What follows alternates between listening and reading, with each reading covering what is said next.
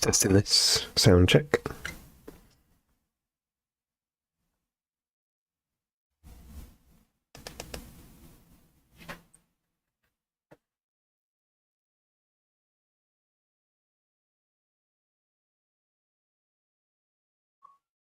Just testing this. Sound check.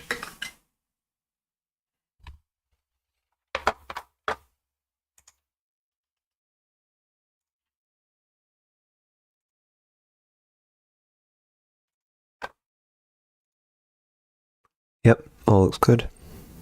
Just testing it. Sound check.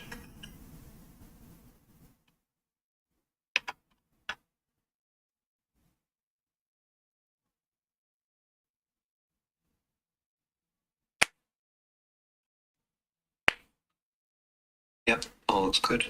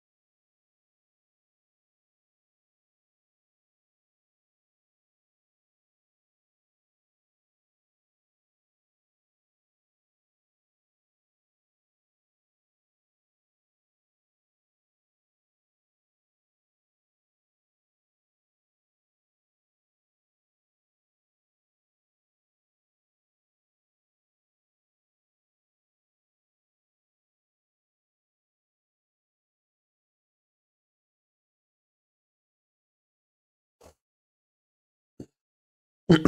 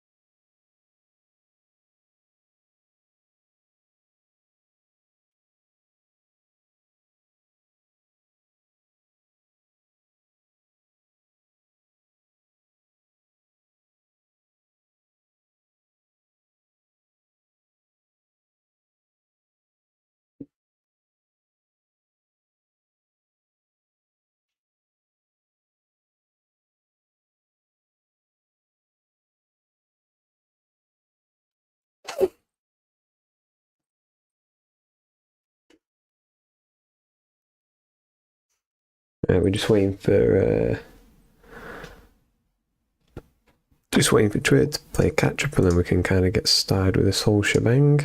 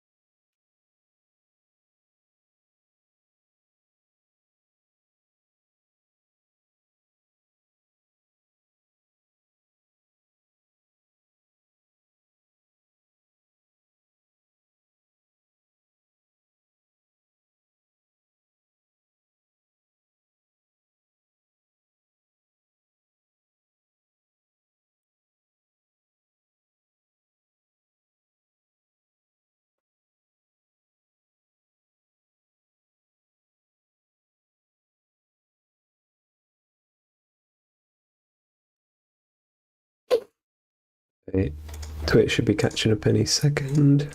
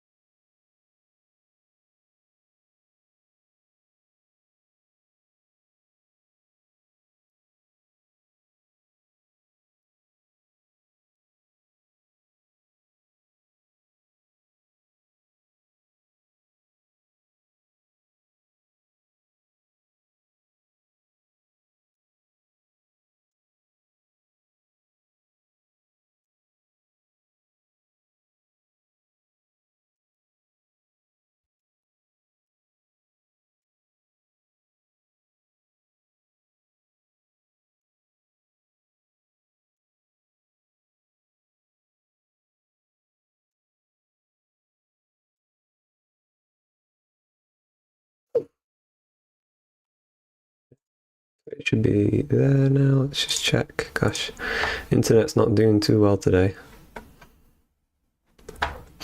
What's a Pokedex?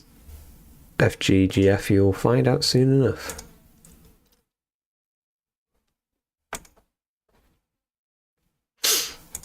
The internet is not playing ball today.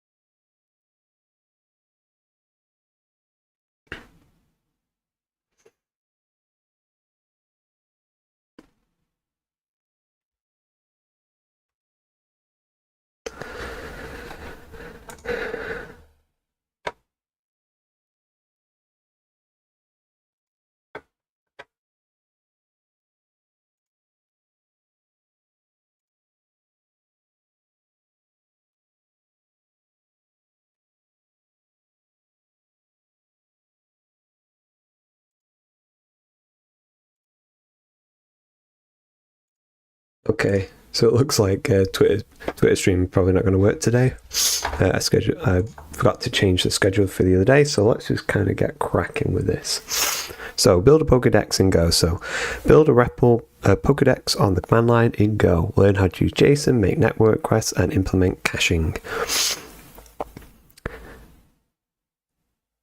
Yeah. Okay, so let's get stuck in. It's going to have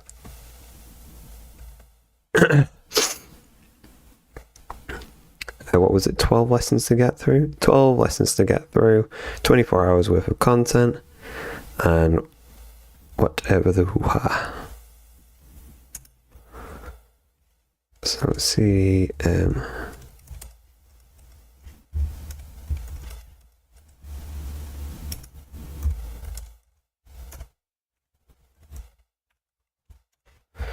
So let's have a look at this. So welcome to build a Pokedex. We're going to build a Pokedex in a command line REPL. We'll use the incredible Poke API to fetch all the data we need using GET requests. If you're not familiar with Pokemon or a Pokedex, that's okay. A Pokedex is just a make-believe device that lets us look up information about Pokemon. Things like their name, type, and stats. Learning goals. So, learn how to pass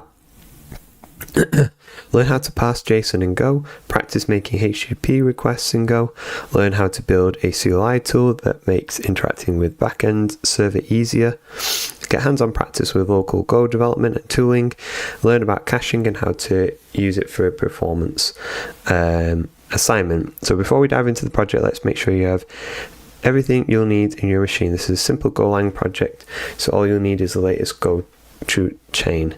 So run the CLI, run and submit the CLI tests once Go is installed locally.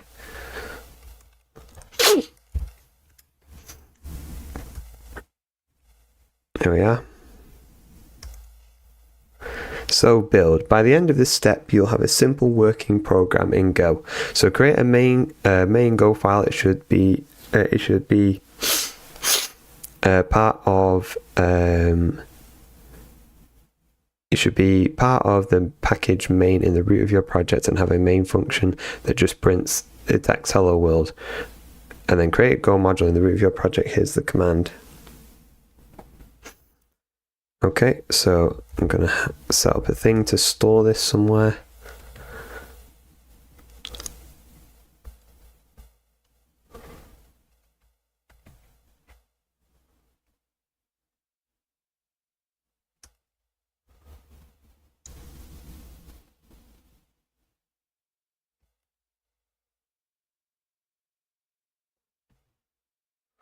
Hold on. Let's look away for a minute.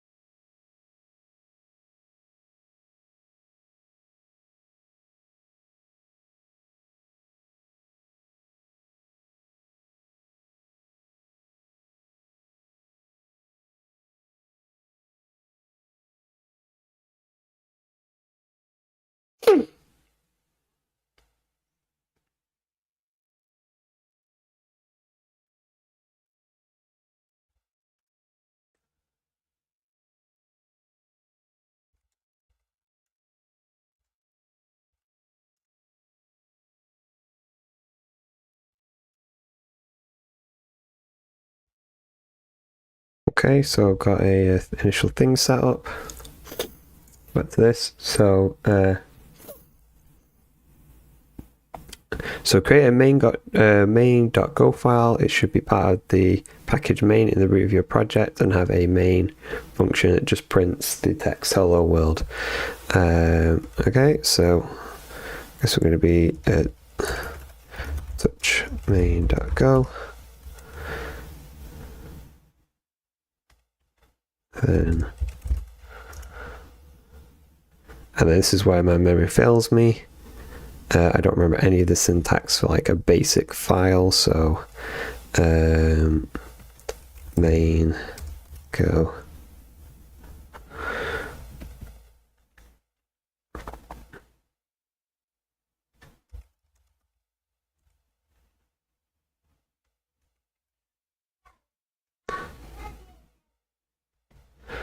Have a look.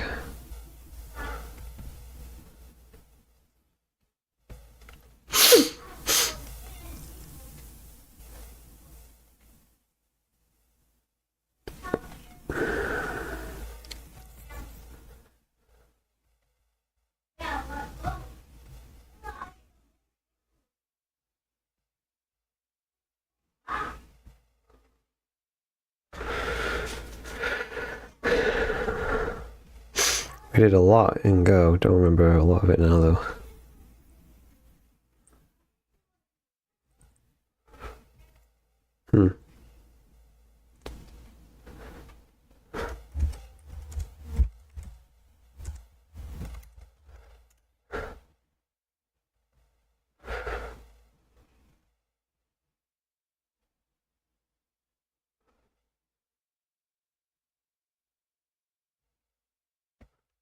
Okay, so package. I need to remember package main, then import, then function main.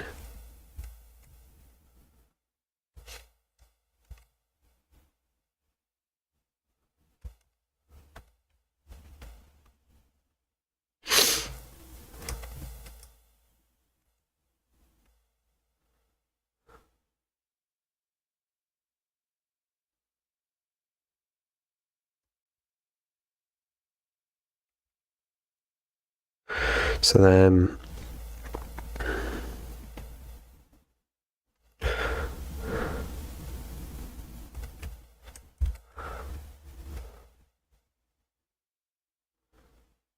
add in go mod. Let's type it out. So go mod init Pokedex CLI.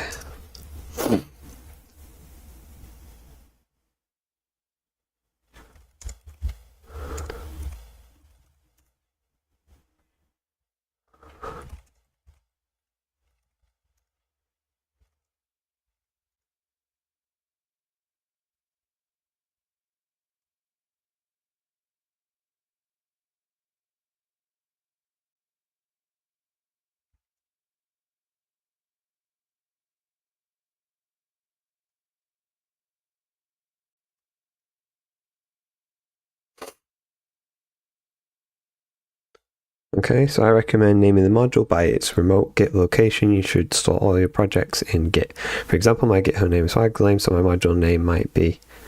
Oh, whoops, I did it wrong. Hold on.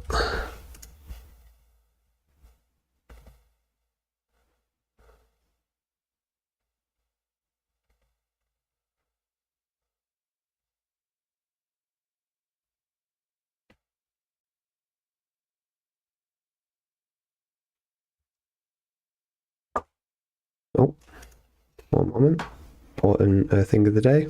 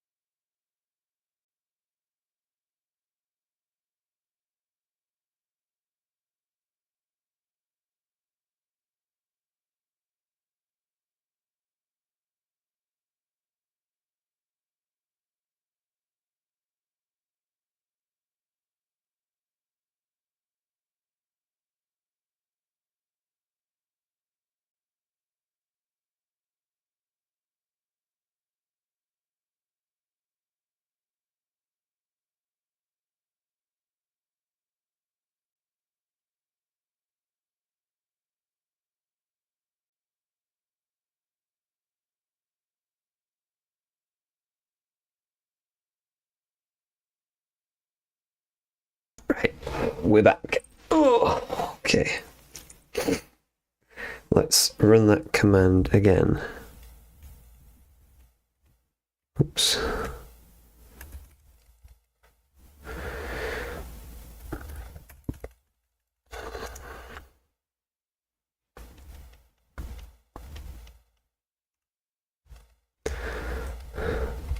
So that fixes that. And then go build.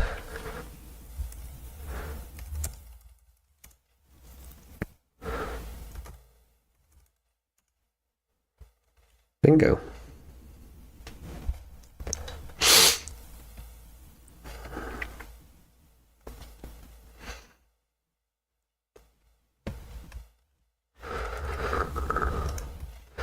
This is going to be lesson 2 complete, so get status, whoops. Get add all, commit sem, chapter 1,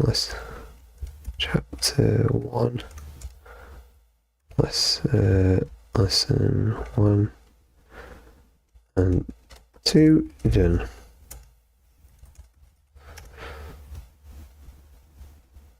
Okay. Right, next lesson. Okay, so tests.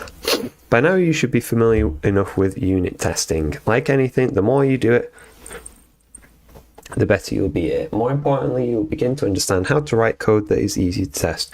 We'll use TDD for this part and Go's testing package. If you're unsure how to write unit testing, I highly recommend reading Dave Cheney's excellent blog post on the subject. Let's have a little peek at that. So prefer table-driven tests. So, right, okay, how long is this? I can give this a quick skim through. So prefer table-driven tests. So I'm a big fan of testing, specifically unit testing and TDD, done correctly, of course. A practice has grown around Go projects is the idea of table-driven tests. This post explores how and the why of writing a table-driven test. Let's say we have a function that splits strings. In Go, unit tests are just regular Go functions with a few rules. So we write a unit test for this function starting with a file in the same directory with the same package name, strings.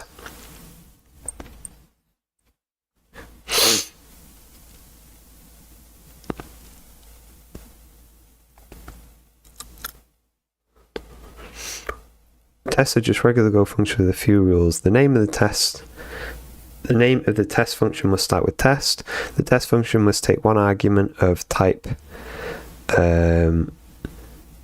testing t. A testing.t is a type injected by the testing package itself to provide ways to print, skip, and fail the test. So in our test we call split with some inputs, then compare it to the result we expected. So got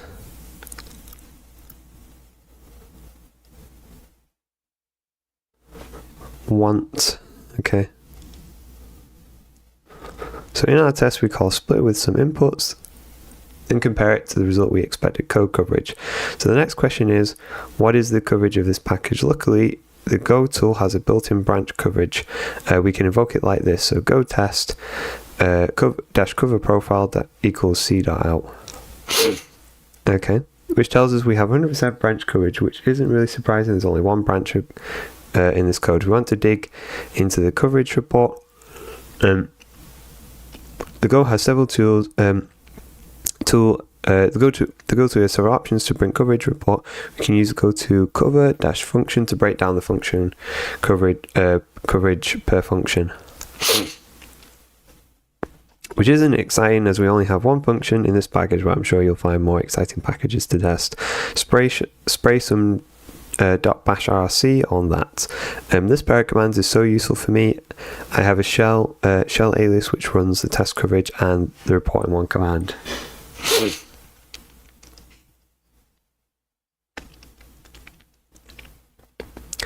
going beyond 100% coverage. So we wrote one test case and got 100% coverage, but it isn't really the end of the story. We have good branch coverage, but we probably need to test some boundary conditions. For example, what happens if we try to split on a comma? Or what happens if there are no separators in the source string? We're starting to build a set of test cases that exercise boundary conditions. This is good. Introducing table-driven tests. However, there is a lot of duplication in our tests. Each test case only for each test case, only the input, the expected output, and the name of the test case change. Everything else is boilerplate. What we'd like to set up are the inputs and expected outputs, and feed them. I think it's supposed to say feed. Them to a single test harness. This is a great time to introduce table-driven testing. So we have like a struct that's called a test. It has an input, a separator, and a want. So the tests include, here's the input, here's the separator, is a want, and then for TC test case range in tests, got this. We declare struct to hold our test inputs and expected outputs. This is our table. The test structure is usually a local declaration because we want to reuse this name for other tests in this package. In fact, we don't even need to give the type a name.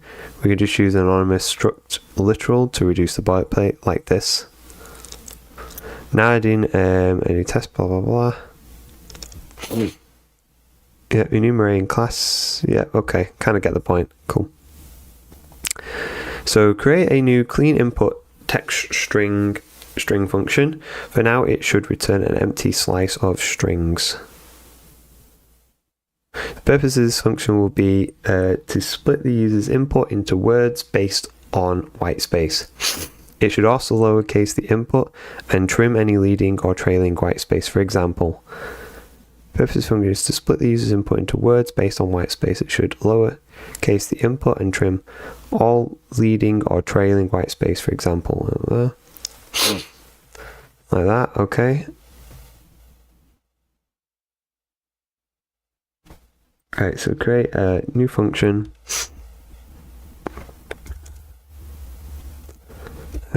Main.go. So func clean input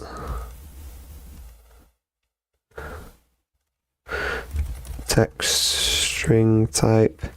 Let's go return array of string.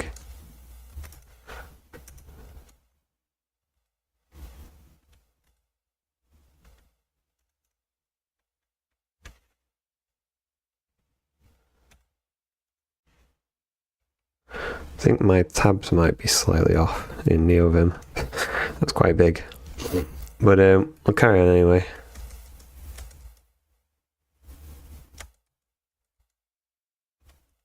Wow, there's a lot of spaces for that. That's not right, but we'll fly out.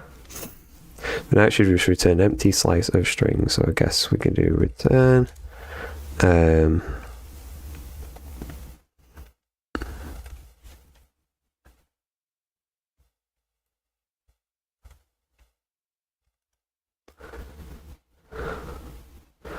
Hold on. Cmux.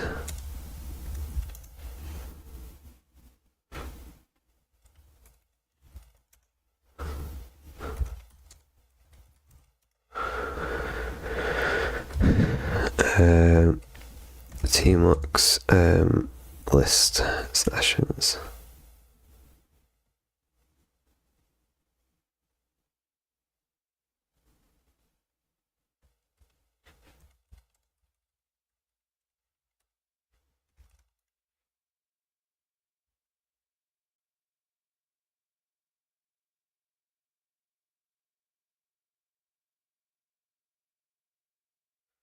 Tmux new tab.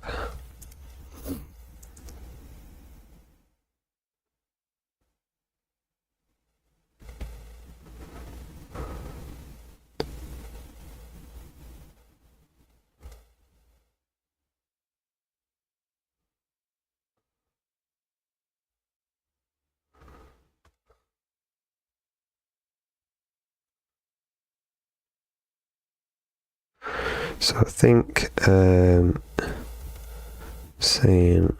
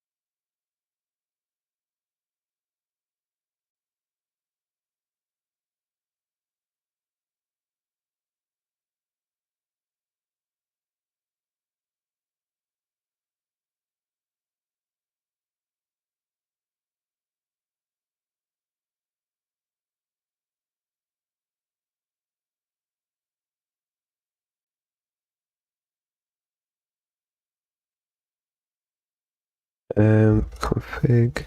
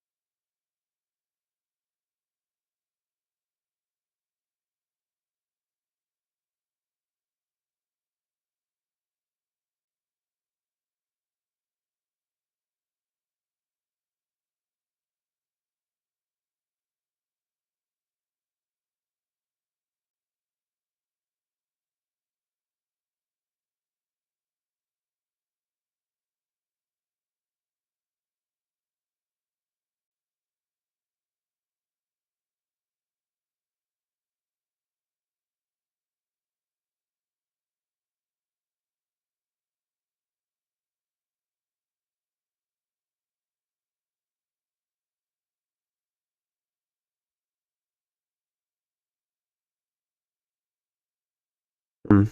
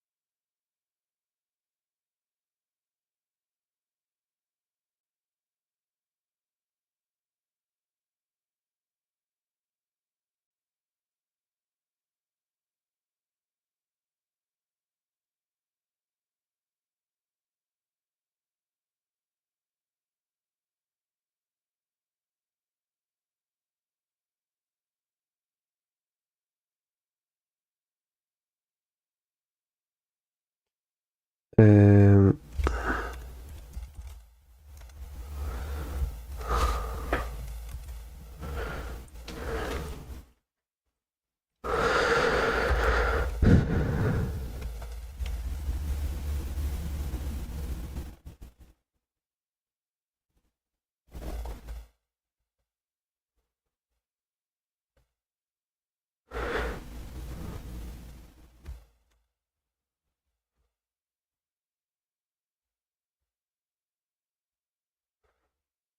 okay, so I think that should do it. Purposes function will be to split the user's input into words based on whitespace. It should also lowercase the input and trim any leading trail whitespace. For example, blah blah blah. Create a new file for some unit tests. I called mine REPL.test.go.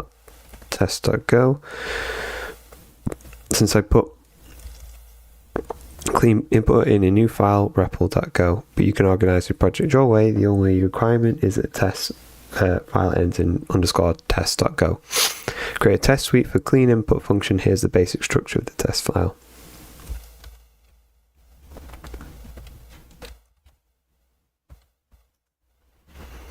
So I guess touch.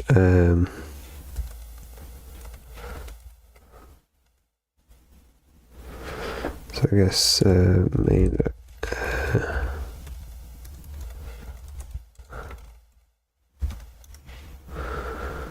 And then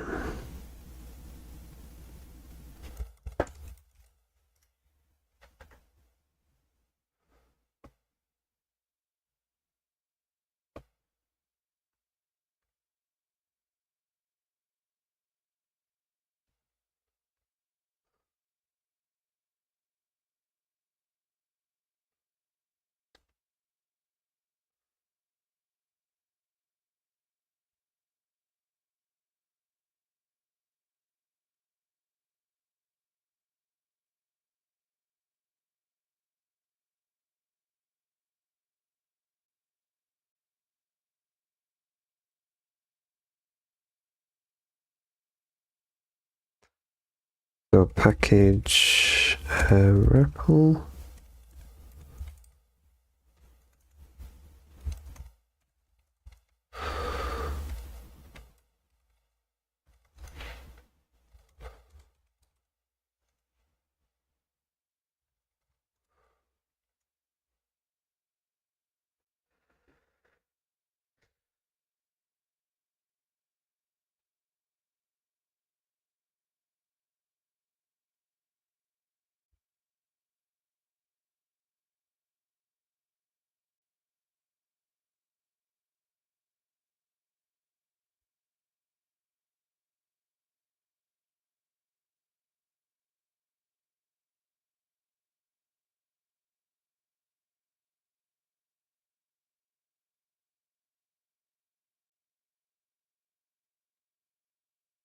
Okay, so then new REPL test.go.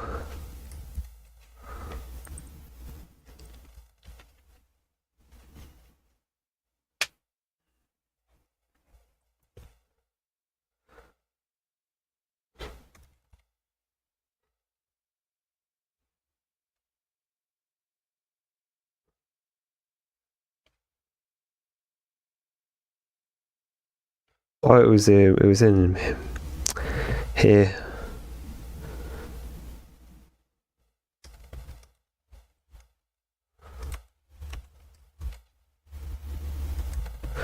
it was in here.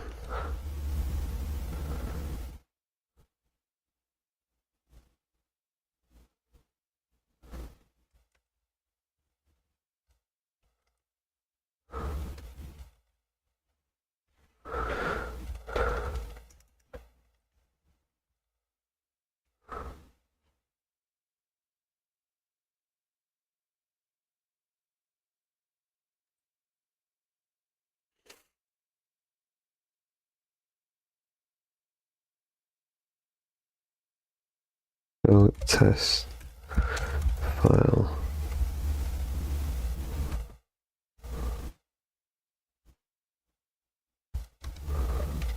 So package REPL import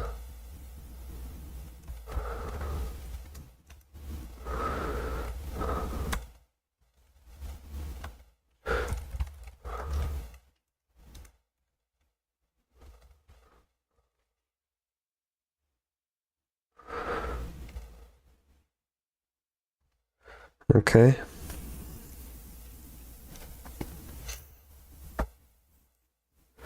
Remember to import the testing package if it isn't imported already. I like to start by creating a slice of test case structures in this case. Then I loop over the cases and run the test. Once you have at least a few tests, run the tests using the Go test. And from the root repo, we expect them all to fail. Implement the clean input function to make these tests pass. Okay, so there's a lot in one thing there.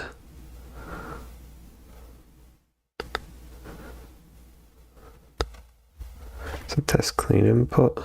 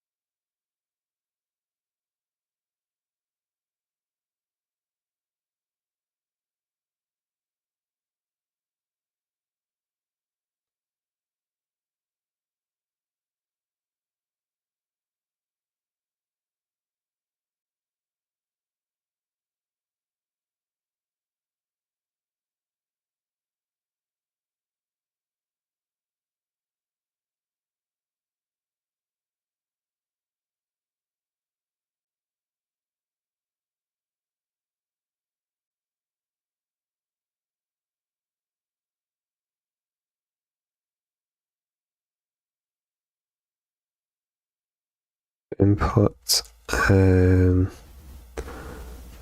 howdy people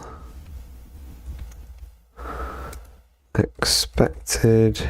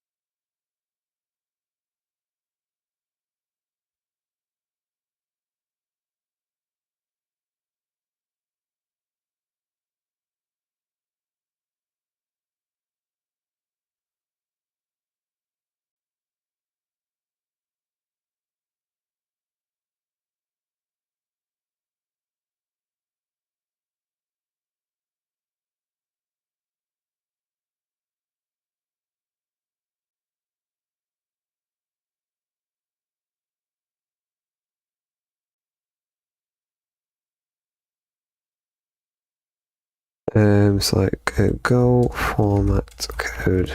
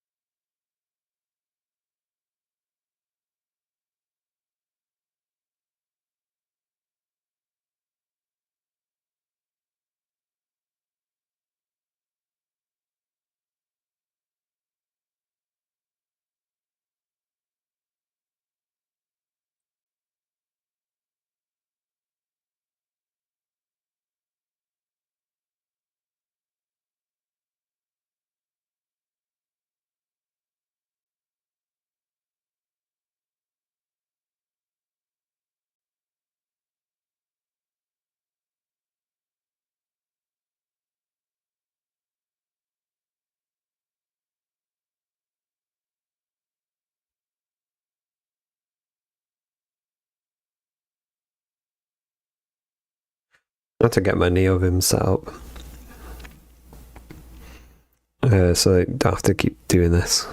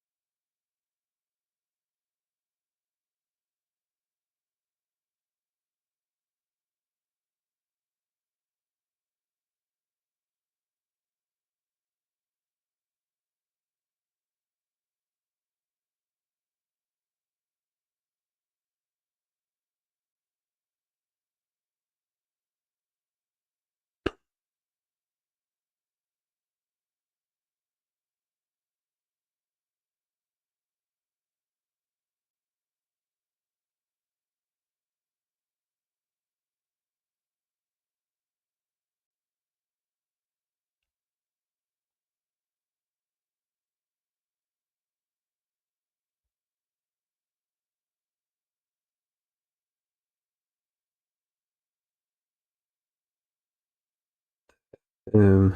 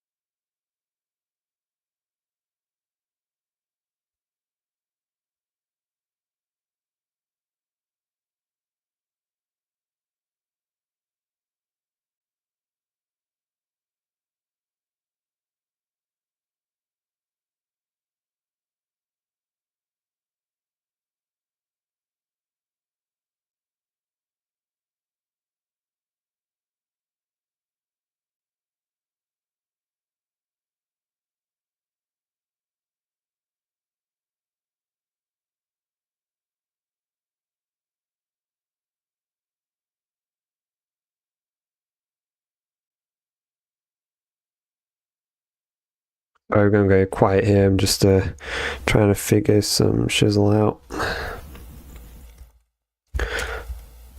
Go by example. Package.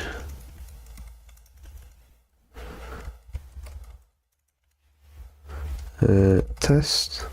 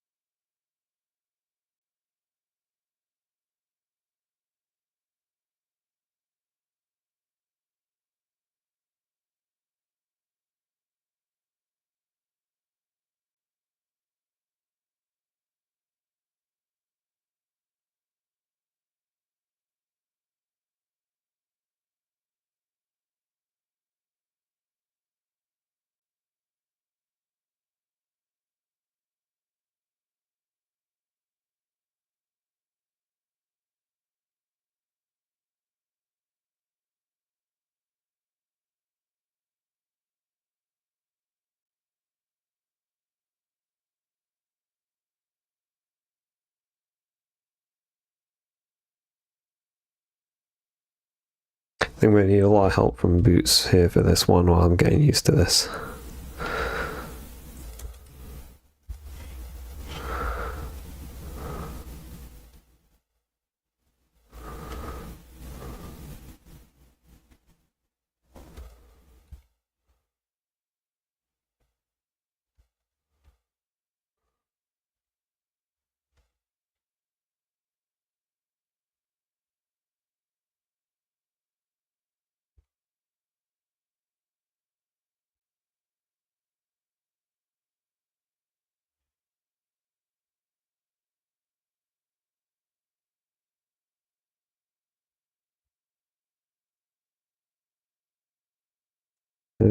Can't remember the...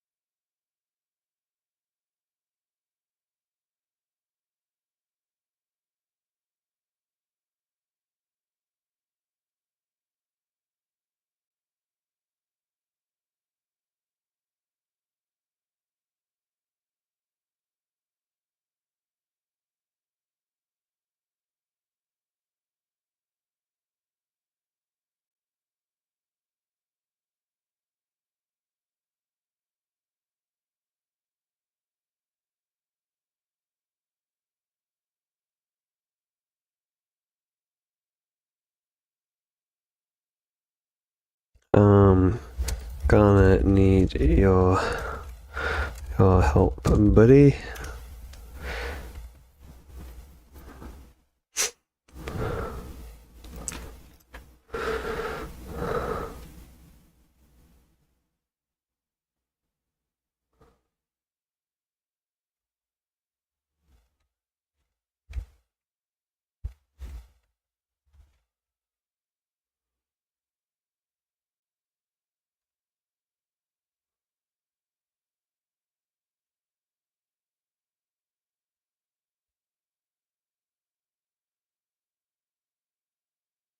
Linux CLI copy to clipboard.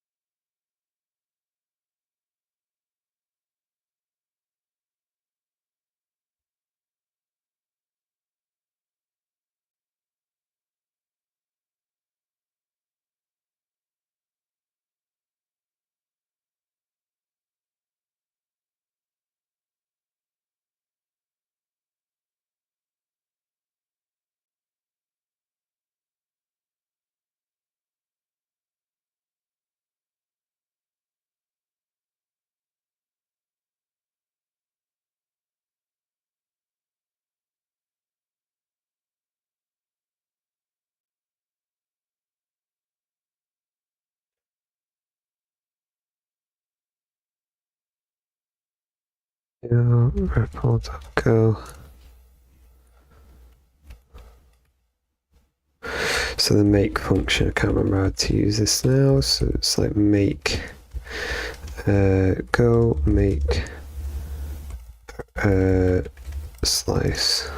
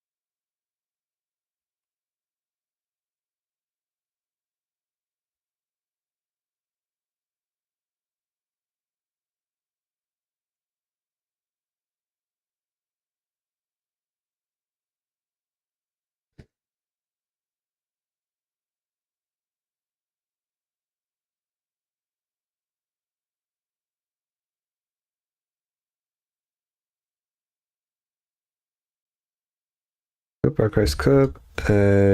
You've set up the table of cases nicely. Right now, your test doesn't actually check anything inside the loop. You compute word and expected word, but you never compare them or fail the test. Let's guide this setup step by step. So length check, for looping over the actual. What should happen if length actual is not the same as length?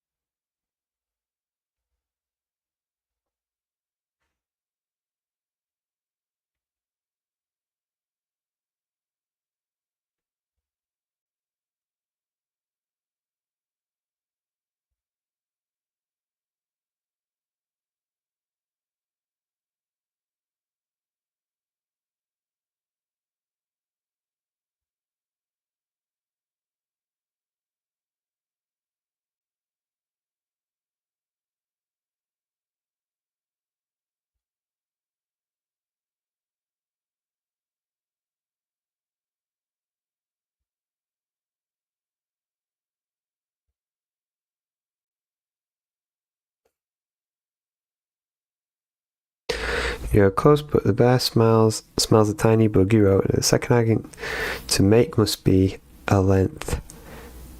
an int length, not nil. So this won't compile. You want to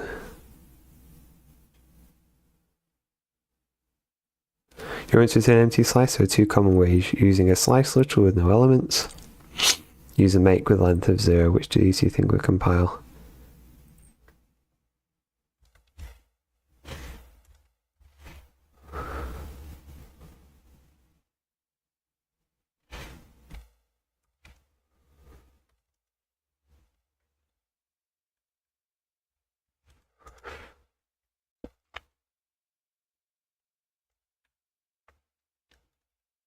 So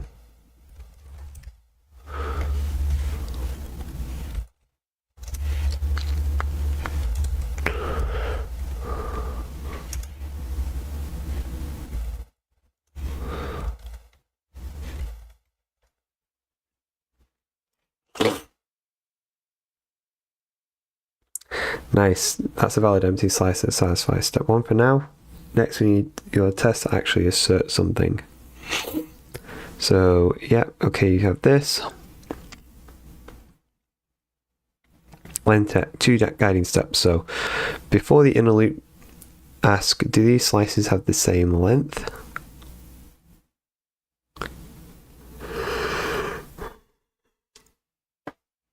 Go. How could you write an if statement that checks if length of actual versus length? Let's see it check it and then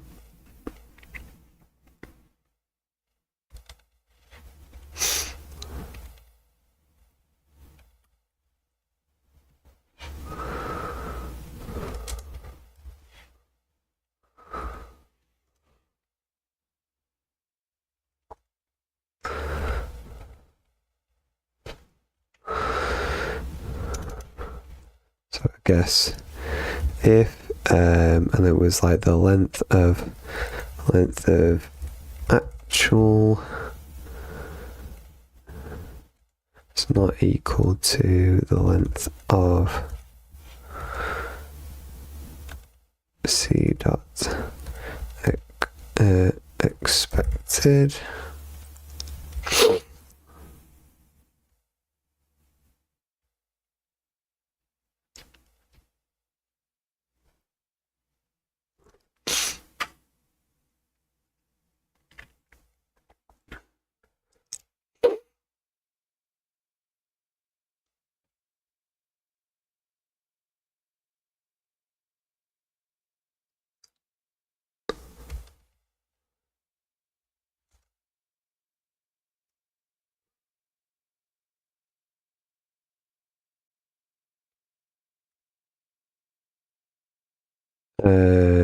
So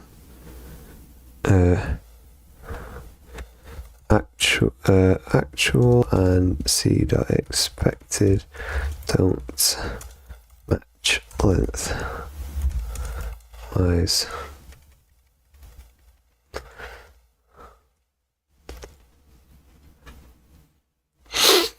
So inside the for loop, compare word and expected word. If the condition would detect a mismatch, then call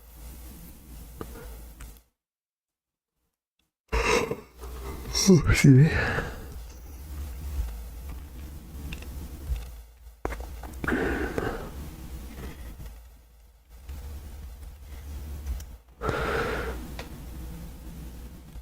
So if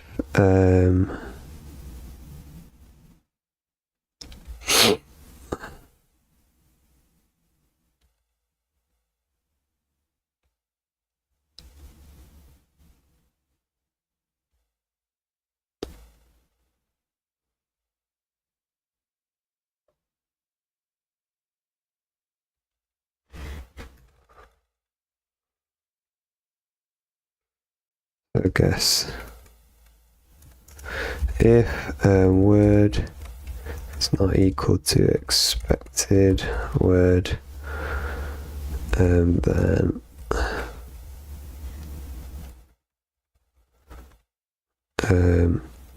word and expected word do not match.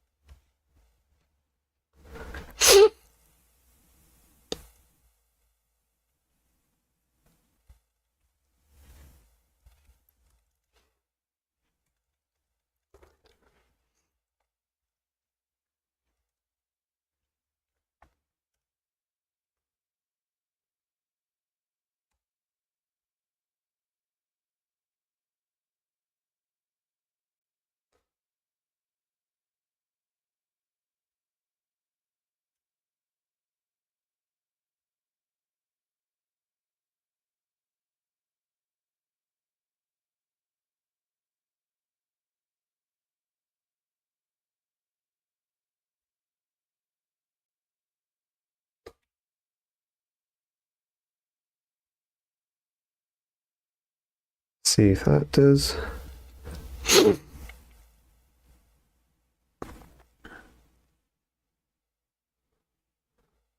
So let's walk the next step of the trail. Right now, clean up, always return string. Your length check should fail for every case that expect to be TD. We wrote test first. Now we make clean up at satisfy button before we implement it. Think about the requirements.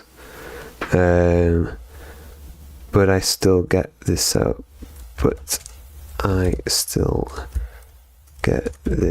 up.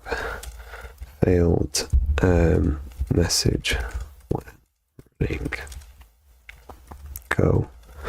Oops. Where's backtick? Go test.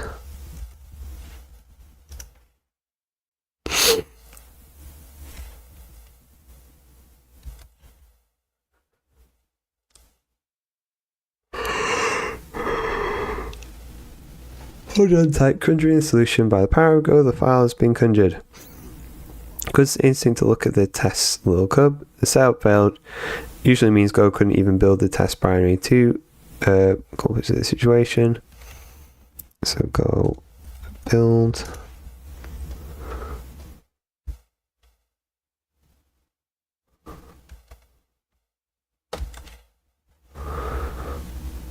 History.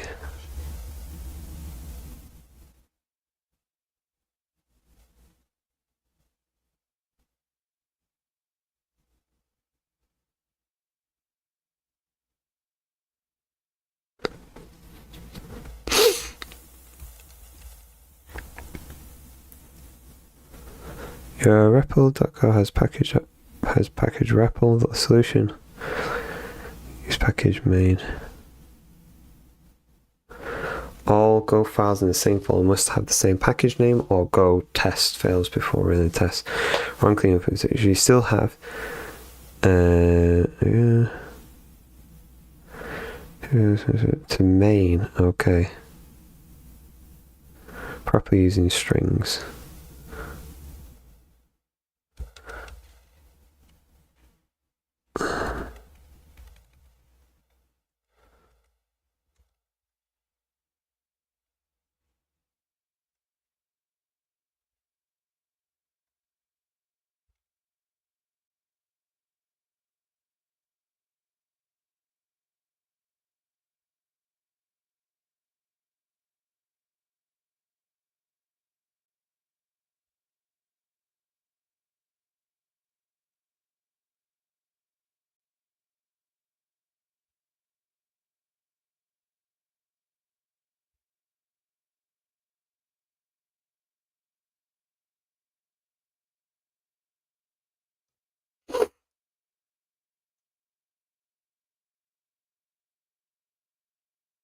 Okay, right, there we go. So finally got it working.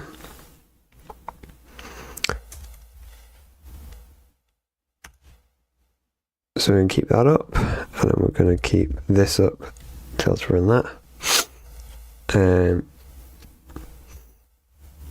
Hold on, neo vim run go test on save.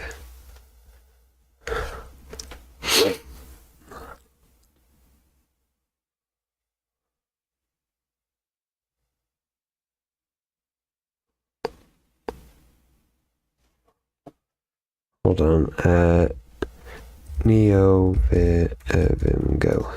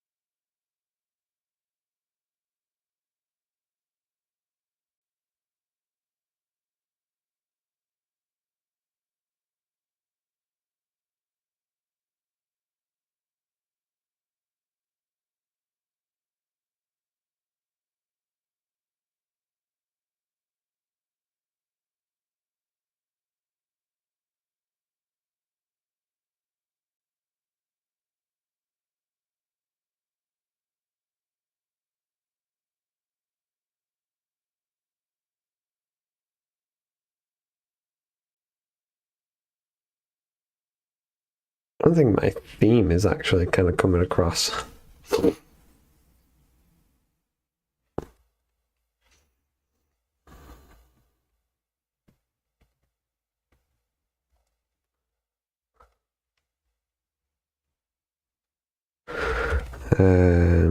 Chad Vim. Chad, that's the one.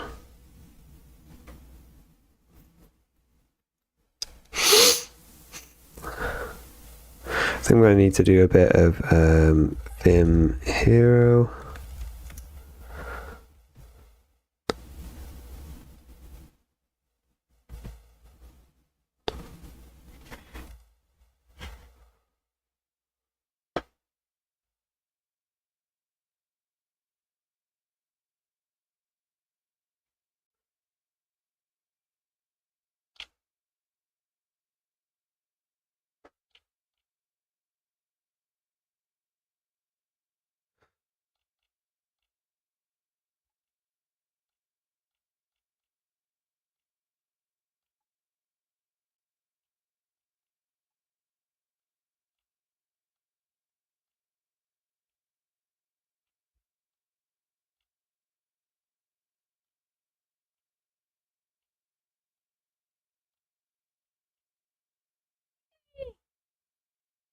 I'm going to have to do that at some other point.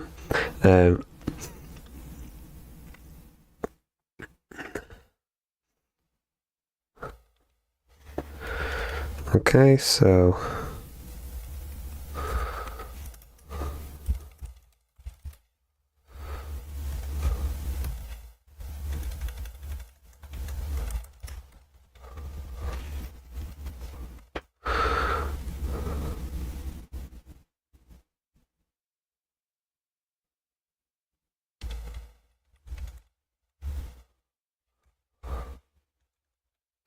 So lower equals strings dot to lower and text, and then words is I guess lower. What was it? Oh, strings dot fields lower, and let's return words.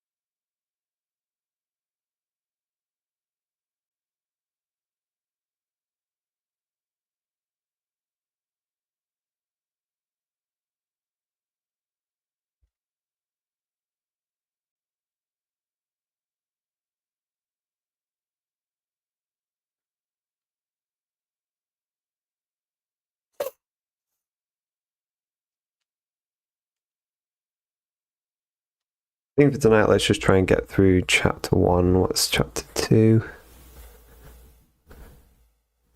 Cache.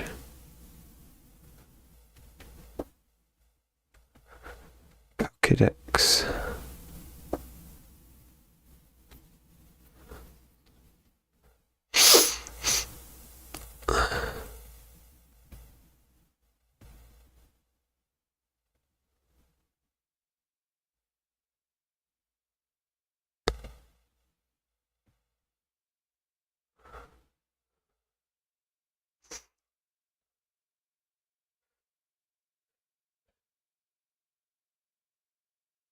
So REPL stands for Read, Evaluate, Print Loop. It's a common type of program that allows interactivity. You type in a command, and the program evaluates it and prints the result. You can then type in another command and so on. Your native terminal's command line is a REPL. Our Pokedex will also be a REPL. In this case, we're just going to build the bones of the REPL, a loop that passes and cleans an input and prints the first word back to the user. Here is what your program should be able to do after this step. So go run dot and then Pokedex help me. Help. Yep. What even is a Pokemon? So Pokedex arrow is our own custom command line prompt. The program waited and recorded my input. In the first instance, help me, and didn't continue until I pressed enter. So remove your hello world logic.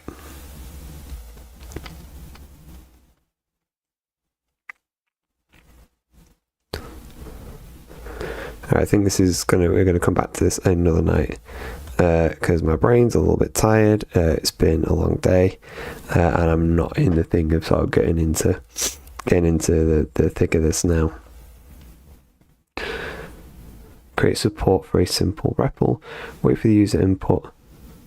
Scan this blocks of code and waits for input. Once the user types something and press enter, the code continues, and the input is available in the returned buffio.scanner.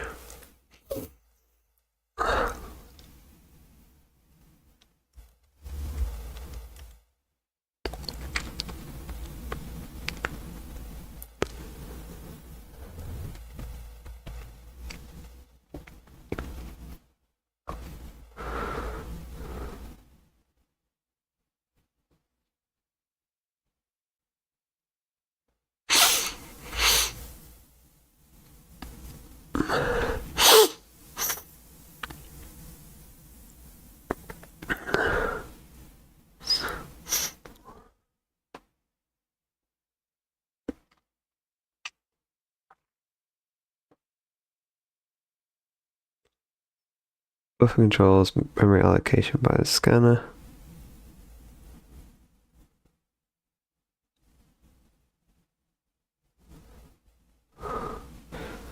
Controls memory allocation by the scanner. It sets the initial buffer to use when scanning and the maximum size of buffer that may be allocated during scanning. The contents of the buffer are ignored. The maximum token size must be less than the larger of max and cap buff. If max is less than or equal to cap buff, scanner.scan will use this buffer only and do no allocation. By default, scanner.scan uses the internal buffer and sets the maximum token size to max scan token size. Buffer panics if it is called after scanning has started, so scanner bytes. Bytes returns the most recent token generated by a call to scanner.scan. The underlying array may point to data that will be overwritten by a subsequent call to scan. It does no allocation. So return the most recent call to scan as a byte.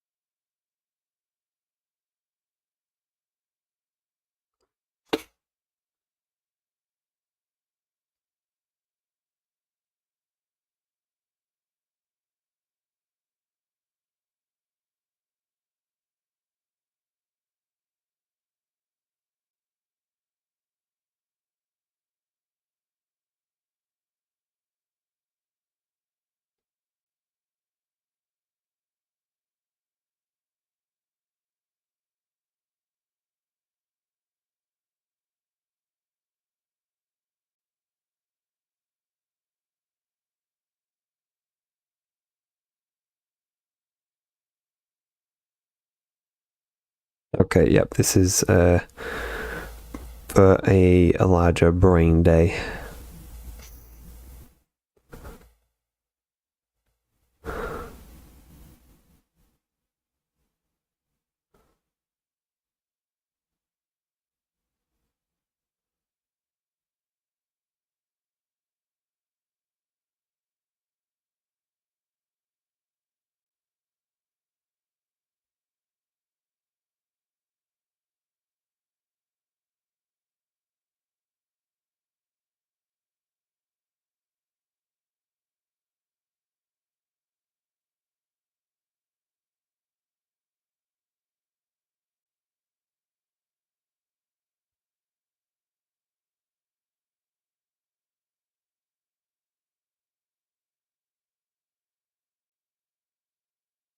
But yeah, we're gonna have a few more sessions on this, but that is not going to be today. So let's just get back here. Right, that's going to be it for tonight. We'll come back next week. Just look at my schedule.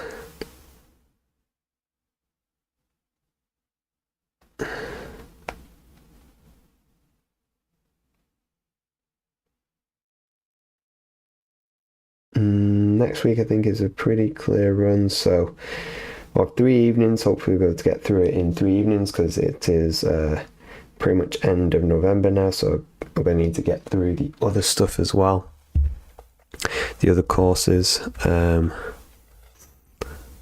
Yeah, I got like SQL to learn, a blog aggregator, some more things and stuff, so it's going to be tight. It's going to be really, really tough to get through all this, but we'll keep going. yeah, we'll do our best. And thanks all for watching. Tune in next week. Hopefully we'll try and get all this completed and done. See you all next time. Oh wait, hold on. I forgot my usual.